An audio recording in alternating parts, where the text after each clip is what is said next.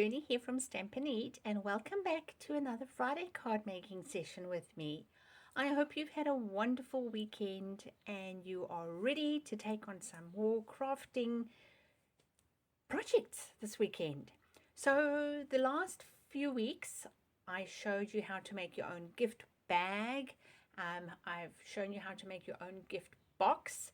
And for this week, I thought I would show you how to make a little gift bag.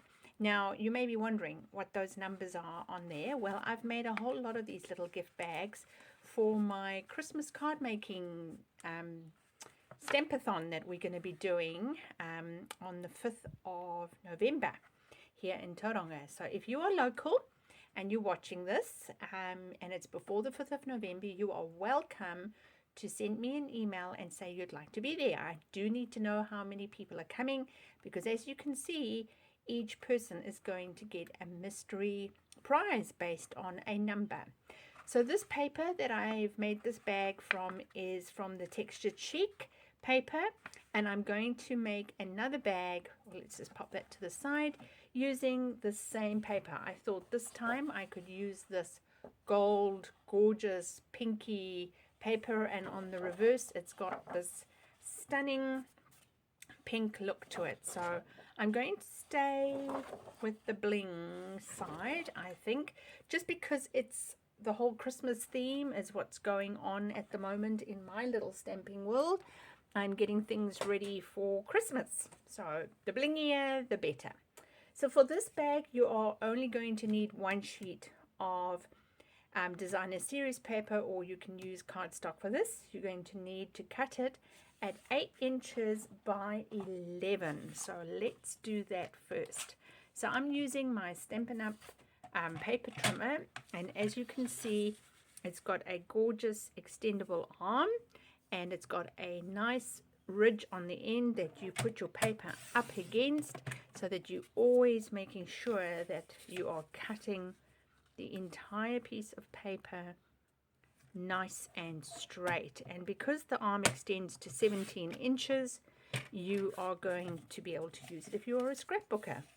For this bag, you are left with a generous piece of designer series paper that is surplus, so you can use that for a matching card for your gift, which I think is just awesome. Now I'm going to just swap out and use my paper trimmer, paper scorer.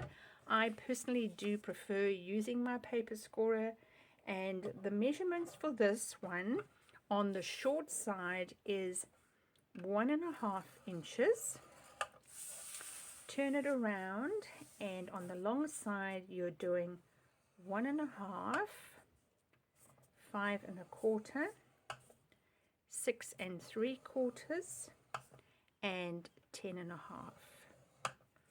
And so those are all the things you need to do to make this bag. So this bottom bit that we scored on the long side, or sorry, on the short side at 1.5, that is going to form the base of our bag. So turn it over to the what is going to be the inside, and just using your bone folder, just burnish it nice and strong on all your score lines. This is such beautiful paper. If it wasn't for the Christmas theme, I probably would be turning it and using this side, but I'm going to stick with the Christmas theme. So here you can see we've got a short fold, and here we've got a wide fold, and the idea is that we're going to bring those two together.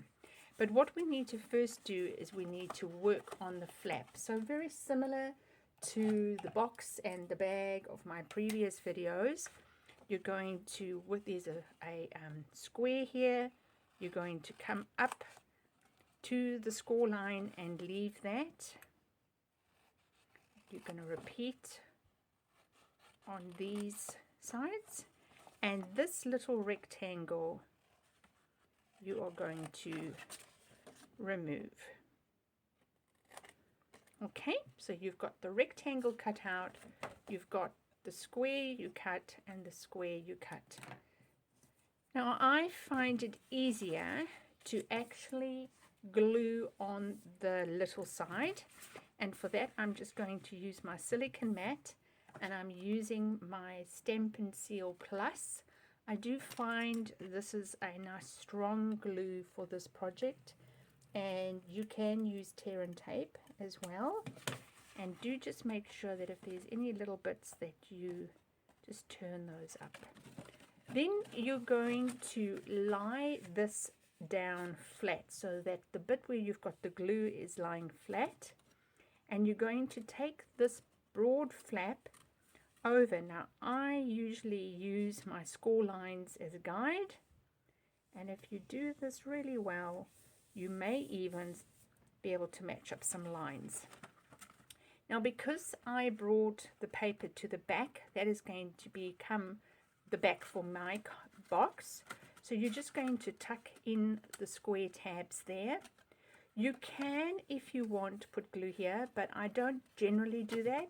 I usually just glue this final tab here.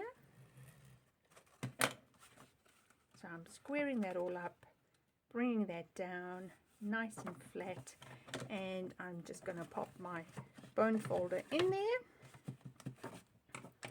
And now with the seam to the back, the beautiful seam to the front, squeeze both sides in like that, and it naturally dents in of its own.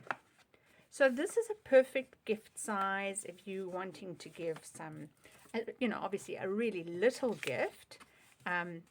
But I do find putting things like embellishments in there for my Stamping Up friends or demonstrators is a gorgeous way of using up this paper that they can then repurpose.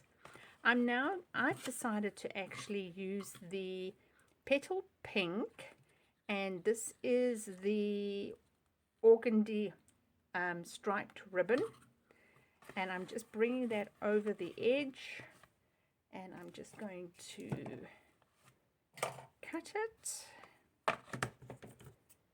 over here. Maybe not. Oh, I've got new scissors. I was just going to say, where are my new scissors? I was doing a project the other day for Sunday school, and I have completely destroyed what were my ribbon scissors. Thankfully, I didn't spend a lot of money on them. So, oopsie. Let's just try that again. I do just want to do my surgeon's knot there, and do my bow.